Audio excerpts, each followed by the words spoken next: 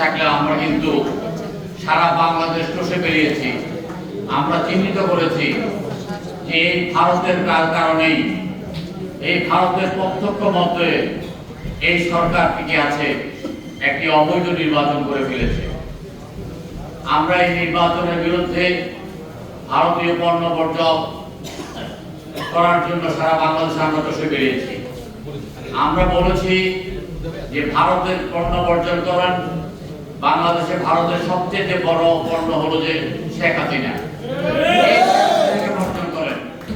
আল্লাহ তাআলার কি কুদরত, এই শেখ হাসিনা শেষ পর্যন্ত পালিয়ে ভারতে আশ্রয় নিতে হয়েছে।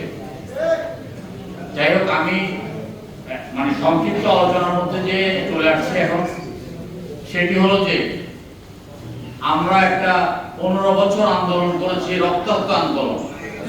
এই আন্দোলনের সমানে পা দিয়ে ছাত্র জনতা, শ্রমিক, কৃষক, কর্মচারী, গার্মেন্টসের শ্রমিক ভাইয়েরা আন্দোলন করে সরকারের পতন ঘটিয়েছে। সবচেয়ে বেশি শহীদ হয়েছে আমাদের বিএনপি নেতা কর্মীরা। আবু সাইদের পরে যে প্রকাশ্যে ঘোষণা দিয়ে রাজপথে নেমে নিহত হয়েছে সে ওয়াসিম আকরাম, চট্টগ্রাম কলেজ ছাত্র দলের যুগ্ম আহ্বায়ক।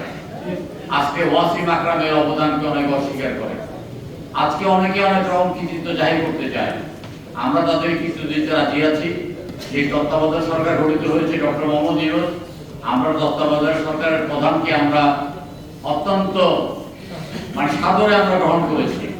কিন্তু তিনি যেই ক্যাবিনেট করেছেন, যে উপদেষ্টা করেছেন, আমরা ওনার সামনে গিয়ে বলেছি আপনি উপদেষ্টা মন্ডলীর পরিধি বাড়ান।